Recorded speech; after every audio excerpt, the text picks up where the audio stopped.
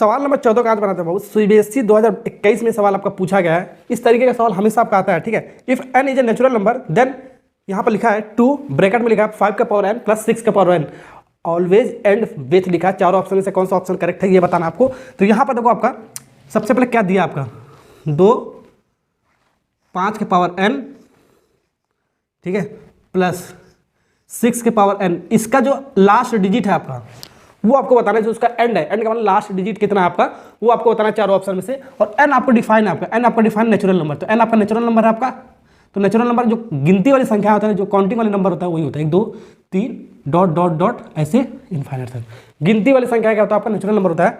तो एक काम करो बाबू, ठीक है, यही इसमें रख के देखोगे तो भी आ जाएगा, ठीक है। एक और आपका तरीका आपका, ये 2 आपका इसके बाहर है, आपका बाहर है, इसका मतलब 2 इंटू है, इंटू के फॉर्म में आपका, मल्टीप्लाई के फॉर्म में। यहाँ पर कुछ नहीं लिखा है, नहीं मल्टीप्लाई आपका।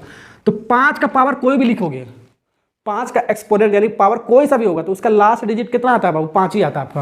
तो 5 का जो भी आपका पावर आएगा लास्ट डिजिट में आपका 5 ही आता है आपका। क्यों क्यों देखो 5 का अगर जो n की वैल्यू 1 रखोगे तो 5 ही आएगा आपका, ठीक है। 2 रखोगे तो आपका 5 का पावर 2 रखोगे आपका कितना आएगा, 25 आएगा। तो लास्ट डिजिट कितना आ रहा है आपका, 5 आ रहा है।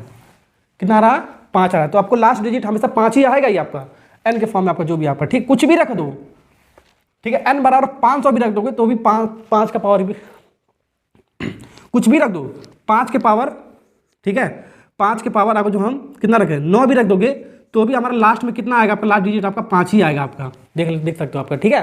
ओके, तो लास्ट डिजिट आपका 5 के पावर में आपका कितना आता है, आपका 5 ही आता है, ध्यान रखना।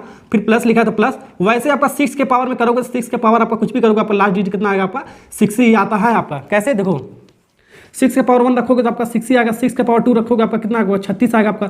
6 के पावर 3 रखोगे आपका फलाना ठिकाना जो भी यहाँ पर आएगा, उसके बाद ये 6 आएगा, लास्ट में तो 6 ही आएगा। 6 के पावर ये 3 रखा ना, 6 के पावर आपका 9 रखोगे, कुछ भी रखोगे आपका फलाना ठिकाना जो भी यहाँ पर आएगा, यहाँ पर लास्ट डिजिट आपका 6 ही आएगा। तो सब में आपका 6 आ रहा है आपका, कुछ भी रखोगे आप नेचुरल नंबर आपका क्या आएगा आपका, लास्ट में 6 ही आपका आएगा आपका, ठीक है ना। ओके, तो लास्ट में आपका 6 ही आएगा। तो यहाँ से उसको लास्ट डिजिट बना सकते हो।